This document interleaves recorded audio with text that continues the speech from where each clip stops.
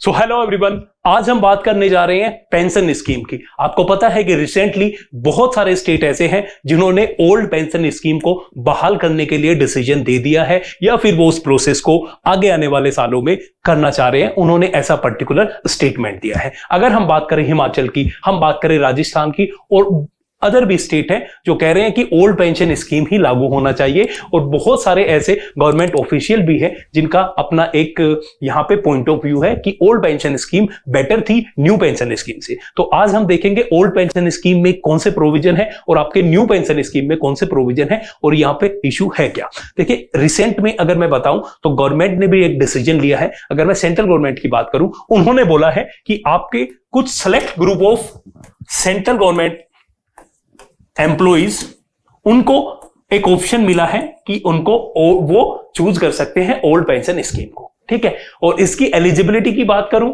तो एलिजिबिलिटी है जो सेंट्रल गवर्नमेंट के एम्प्लॉय 22 दिसंबर 2003 से पहले जो नोटिफिकेशन निकले हैं उनके द्वारा सेलेक्ट हुए, या पहले से वो 22 दिसंबर 2003 से पहले वो जॉब कर रहे हैं। ठीक है, सेंट्रल गवर्नमेंट के एम्प्लॉय है, तो उनको एक ऑप्शन मिला है कि आप क्या कर सकते हैं, आप ओल्ड पेंशन स्कीम को चूज कर सकते हैं। अब ये डेट क्यों इंपोर्टेंट है? ये डेट इसलिए इंपोर्टेंट है क्योंकि इस डेट को आपकी न्यू पेंशन स्कीम को नोटिफाई किया गया था।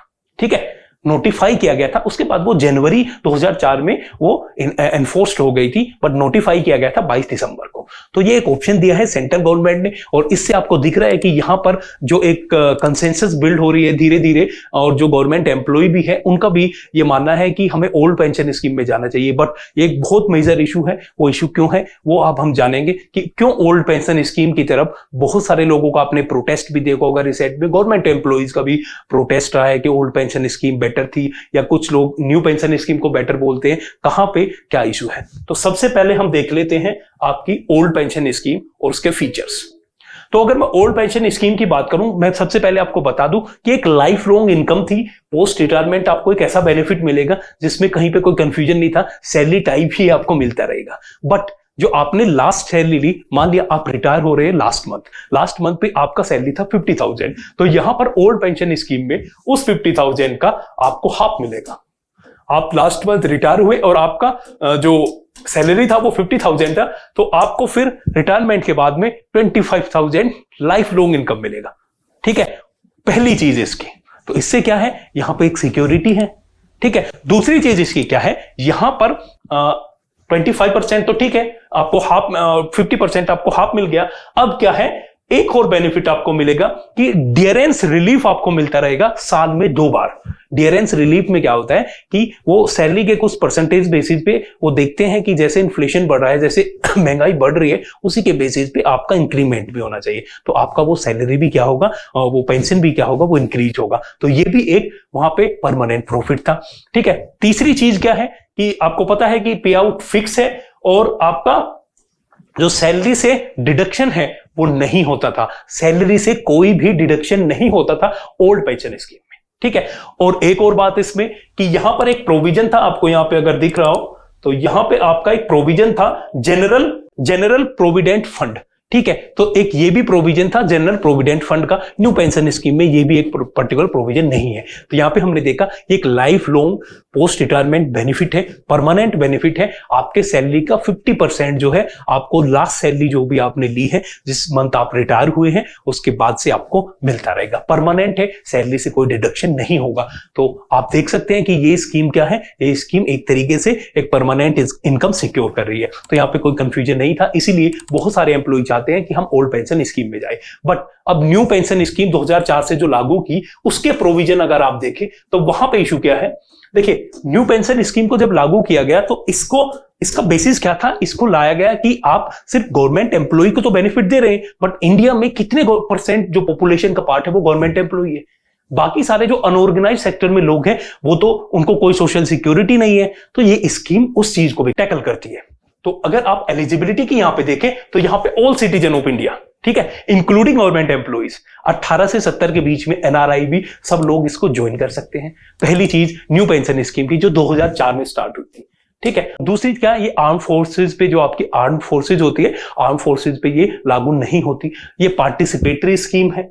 ठीक है, पार्टिसिपेटरी स्कीम है। इसमें क्या है कि आप अपनी जो गवर्नमेंट एम्प्लॉय की मैं बात करूं, वो 10% ऑफ आप अपनी सैलरी का देंगे, और वहां पे जो आपका एम्प्लॉयर है, जिस भी डिपार्टमेंट में आप काम करते हैं, 14% वो वहां पे कंट्रीब्यूट करेगा। ठीक है, 14% वो कंट्रीब्यूट करेगा।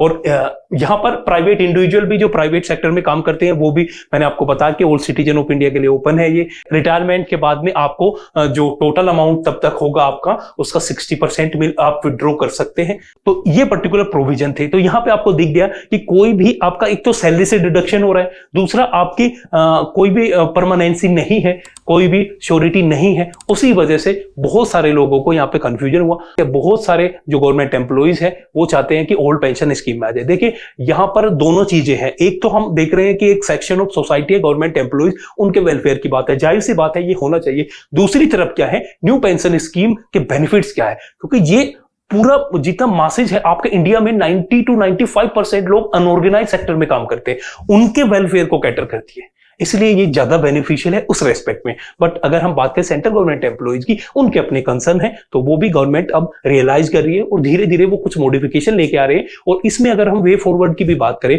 कि होना क्या चाहिए, तो ठीक है, आप ओल्ड पेंशन स्कीम अगर आप लेके आएंगे, आपको पता है कि उससे फाइनेंशियल बर्डन जो स्टेट का है, जो फिस्कल डेफिसिट है, वो सब चीजें इंक्रीज होगी और बहुत सारा जो बर्डन है वो आएगा। तो न्यू पेंशन स्कीम में हम कुछ ऐसे रिफॉर्म कर सकते हैं जिससे आप सेंट्रल गवर्नमेंट के या फिर अपने पर्टिकुलर स्टेट में भी जो स्टेट गवर्नमेंट के एम्प्लॉइज हैं, उनके जो पर्टिकुलर कंसर्न है उनको आप टैकल कर सकते हैं, उनके लिए स्पेशल प्रोविजन ला सकते हैं, अमेंड कर सकते हैं। बाकी ये स्कीम अनऑर्गेनाइज सेक्टर को भी टैकल कर रही है, तो वो अच्छा स्कीम है। तो इसी में हम चेंज ला सकते हैं। ओल्ड पेंशन स्कीम पे अगर डायरेक्टली जाएंगे तो हो सकता है वहां पे ज्यादा बर्डन पड़े, बट गवर्नमेंट रिसेंटली उनका डिसीजन आया, तो ये अच्छा मूव भी है और सेंट्रल गवर्नमेंट के बहुत सारे एम्प्लॉइज के लिए ये एक अच्छी खबर है। So thank you so much.